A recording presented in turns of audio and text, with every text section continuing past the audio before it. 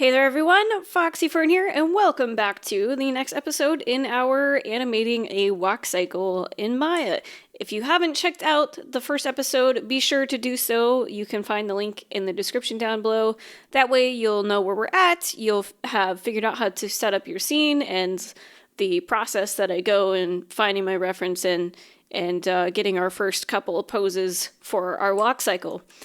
But anyway, let's just jump right in here. I'll do a quick demonstration here of what we have. It is not looking good, guys, but that's the stage we're at right now. We only have 2 poses, so that is to be expected. I have just turned off the root motion there so you can see what she looks like on loop. So, what is my next step at this point? How do we start getting this to look good? Well, at this stage is usually when I get around to figuring out where my feet plantings are going to go in this animation. Make sure she's got a constant speed there with her feet on the ground. And then we also want to figure out like her hips and her up and down motion. If you're doing like a run or especially a sprint, there's not going to be a lot of up and down motion as a person is trying to move as quickly and efficiently as possible. But in a walk cycle, there is a decent amount of up and down, especially in something as casual as this one. So as I mentioned before, we have our root motion here. I made sure that the translate Z is a constant speed, and this character is moving at 1.5 meters per second. I do apologize for the bright light behind me right now as it's getting close to sunset and the sun just kind of blares in through my windows, and even with the blinds closed, it's still that bright. So that's why that's there, and that, don't worry, it won't last very long. But anyway, so what I want to do at this point is we want to put in our breakdowns. So we have our 2 passing poses, and the next thing I want is for the contact pose where her back foot is still touching the ground and her front foot first touches the ground, because in a walk cycle, you always have at least one foot on the ground at the same time. Usually there will be just a split second where both feet are touching the ground. It kind of depends on the walk. But for this one, that's probably what we're going to have. So, in that case, we're just going to go halfway in between here. And let's see, this is going to be her left foot back pose. So what I'm going to do for starters is I'm just going to Shift W, Shift E to save a pose there.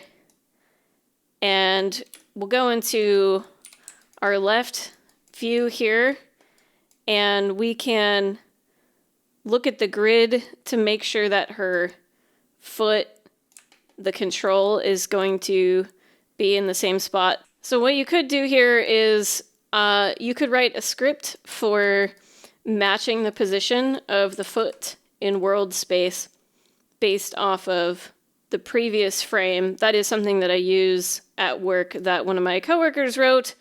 Unfortunately, I do not have that script for myself right now. So we're just going to do this manually, the brute force way, because that's probably going to be the way that you have access to as well. So all I'm looking at right now is this little guy right here to make sure it's not moving. Or, you know, I'm being stupid and actually moving both keys. I was like, why is this not getting closer, you guys? What is wrong with this? Something seems fishy here. Ah, that's better. See, now I've moved too far. This happens to me all the time, no joke. Anyway, there we go. That's pretty close. It's moving just a smidge. Now we've probably gone too far. Actually, no, that'll be pretty good. So that's the point where her foot is going to probably last be on the ground. And in order to make her leg look a little better here, we're going to... Oops, that's not the right control, is it? Yes, I guess it's going to be in the foot roll, perhaps? Yeah, okay, so sometimes the IK stuff will work weird like this, where it gets a little overextended until it fixes itself, but that'll be good right there. We're going to adjust this because her hips are actually going to help us out a bit with where her foot should be, or yeah, like with how extended her leg should be there. But for now, we'll just put this foot where we want it to go. So I will save that key here. And we'll do the same treatment to this side. All right, that is pretty close.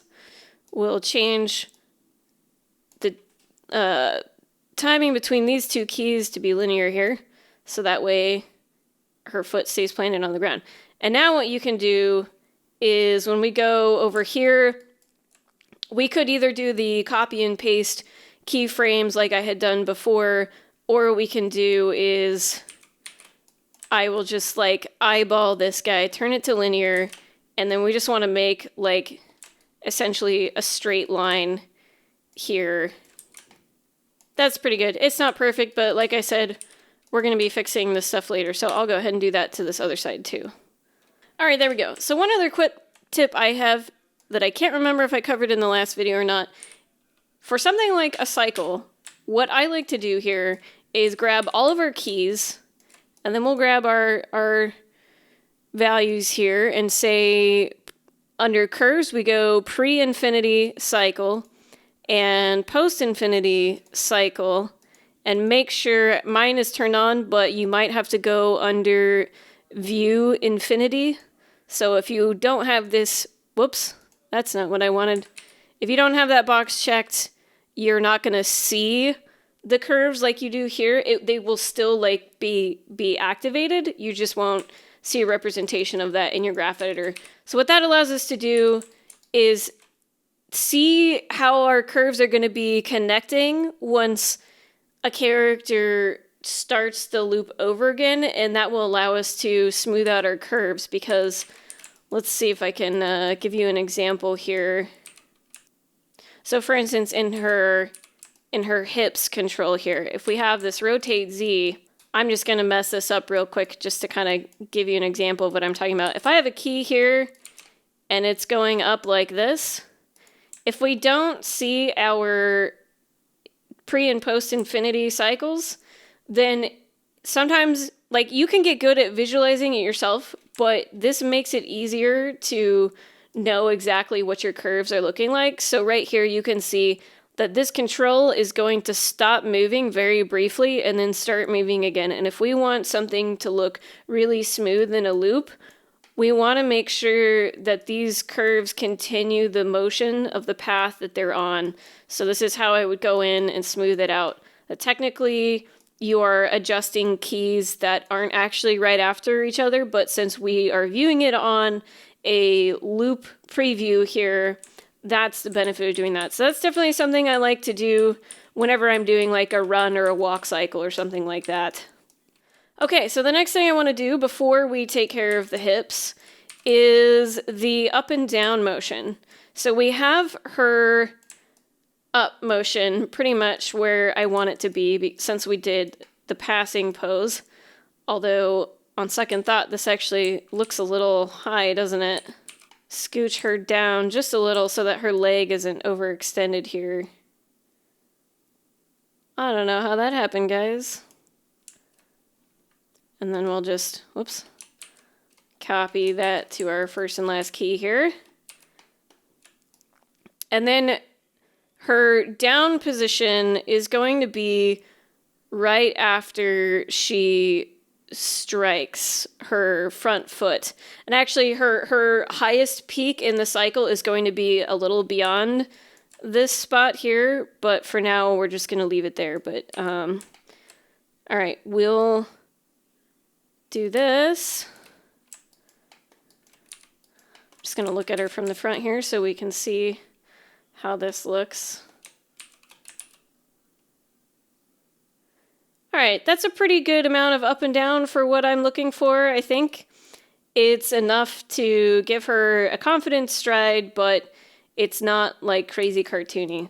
But so now what I want to do is actually modify this curve here. And this is why having the pre and post infinity cycle is really good, because what I want to do is actually have her highest point be at about here, because it's not in your passing point position where you're actually the highest in your stride. It's like a frame or two past that. So we'll do that. And then her lowest point is going to be just a moment after she touches the ground there. Again, this is all subject to change. Sometimes I decide that I want a character overall to be a little higher or lower, but this is a good starting point for me here. So now the next thing I want to do is make sure her hips are doing what I would expect them to do. Unfortunately, I don't know why this is a thing, if it's my computer just needs an upgrade, or if it's specifically this character is taking a lot of RAM preview, but I'm probably going to have to play blast this a whole bunch because it's very choppy for me right now. If it seems laggy to you, well, it's laggy to me too. So I will have to, unfortunately, do some play blast, which is really going to slow me down, but that's my problem, not yours, because I'm going to cut all that out for you guys. All right, so here's our contact pose, and this is when the forward foot hip is going to be rotated the most. It's also going to be fairly level since her weight is pretty evenly distributed on both feet. So we'll do that there, and then like I've done in the past, we can go over here and just change this guy to negative. And now when we preview it, there we go. Aha, and see, already we ran into a situation where it's great that we have a preview here. I'm just going to delete that key because it's unnecessary and fix these, because even though we have our tangents sent to auto spline, if there's not actually a key before or after it, it doesn't actually know, so it's just going to make it flat. All right, so here's a quick play blast of where we're at. Obviously, her upper body is completely stiff. We're not going to get to that in this episode today. We are just focusing on her hips and her lower body. She has quite the amount of sway right now. I'm probably going to tone that down because even though I want her to be feminine, it's a little bit ridiculous. But I am liking the speed and the feel of like the up and down there and the crossing over of her feet. So far, so good. All right, so before we get into actually fleshing out these feet and making it so that she's not lifting her heel up like this just yet, and that she's not just smacking down her foot there on the ground, I'm realizing now she's probably going down a little lower than we want her to here. So when a person is walking in real life, it's kind of like you're actually falling all the time. And every step you take is your body preventing itself from falling. So there's always this little moment when you're up at the top that your center of gravity is reaching its peak, and then it slowly starts to drop down again and picks up an acceleration, you know, like the acceleration when you drop an object like that, but it's very, very small, so it's not something we really notice about it. But knowing that, one tip that I find really can make your animation stand out is if you think about that in your curves here, and we're actually going to make it so that she hangs a little bit in the air after she reaches her peak. Not on the way up, but just on the way down. So we're just going to add keys right here and bring this curve up a little bit. And that's going to add just a little bit. And this one is a bit too far back there. Realize I'm saying a little bit a lot. Sorry for that. Whoops. All right, so it's very, very subtle, And you're probably not going to notice it most of the time, but it's one of those things that you kind of just notice that it's not there, right? So now that we pretty much have her hips going where I want them to go in her strides, the next step is going to be fixing her feet and her legs so that she's not actually, like you can see here, we probably aren't going to want her to pick up her back foot just yet because her weight is not far enough forward for her to do that. She would just fall backwards right now. So I'm going to go ahead and address some of these really small details, and I'm just going to speed this up for you so you can watch what I'm doing, and then I'll point out anything that I think is really important after I'm done.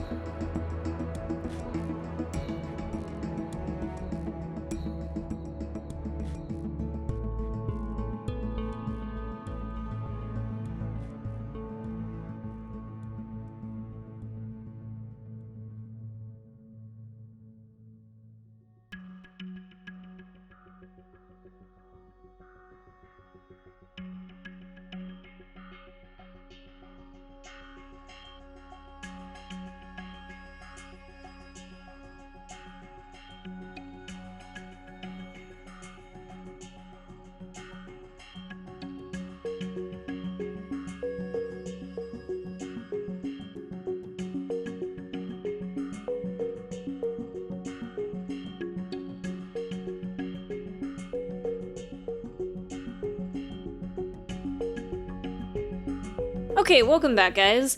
So, as you can see, I have only done the right foot so far. I kind of figured you really only needed to watch me do the one foot because I'm just going to apply the same exact treatment to the other foot. But here is the front and the side view of what we have so far. Please ignore the upper body and the left leg. But I just wanted to talk to you about a few of the choices that I made that might help you when you get to this point of animating your walk cycle. One thing you probably saw me doing was checking out the video reference again. And like I said, I could animate a walk cycle without video reference, but sometimes it's just good for me to double check these things, or maybe I forgot something that, oh yeah, I did know that, but by watching a video reference, it helps me remember those things. If you look at her feet here, you can see that her foot is barely off the ground, which one thing that's great about this video in particular is that since she's walking on wet sand, you can see the reflection. And it almost looks like her foot is touching the ground on the front and in the back there. So what the foot does when it comes off the ground is it comes up first. You can see her ankle track high, and then her foot rotates and it comes low, and then it actually goes up again just a smidge before she touches the ground. So her foot kind of hangs here for a second. It doesn't go immediately into the contact pose. Likewise, I tried to apply that to our little Amanda girl here. You can see on her right foot that it is just barely touching the ground. And this is why people like me sometimes actually trip when I walk, because we are so close to dragging our feet on the ground when we walk that some of us actually do it. But yeah, anyway, so I made sure to incorporate that in our animation here. A couple other things to think about is her foot is not just flat the whole time. As you can see, she's got this little curve because when we put our feet down, we're not usually clop, clop, clop, clop. We're generally putting our weight on the outside of our foot as we take a step. And so that's something to keep in mind as well. Likewise, her heel is turning outwards just a little bit here as she picks her foot off the ground because her toes are still touching, and we want to make sure to incorporate that into our walk cycle as well. So one thing that's just a personal preference is whether or not you choose to animate with things such as foot rolls over here. Almost every rig I've worked with has some kind of foot roll, if it's just a foot roll, or if there's lots of things like the sideways thing here, or the heel pivot and the toe pivot.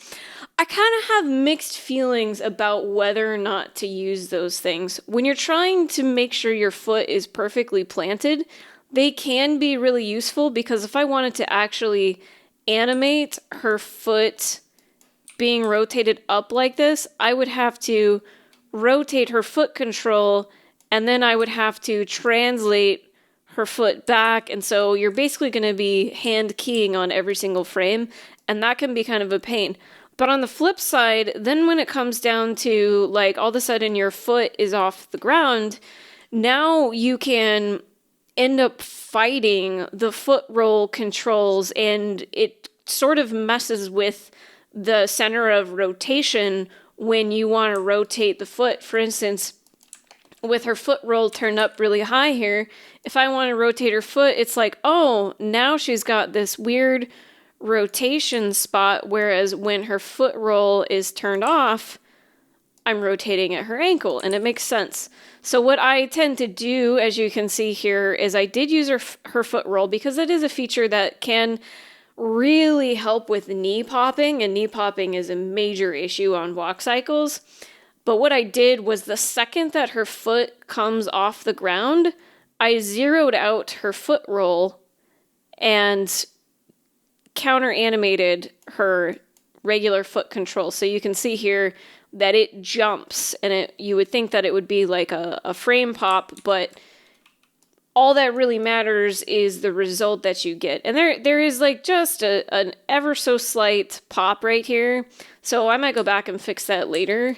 But I feel like it's good enough for me at this point, and that really helps things move along a lot easier for me when a character's foot is actually in the air.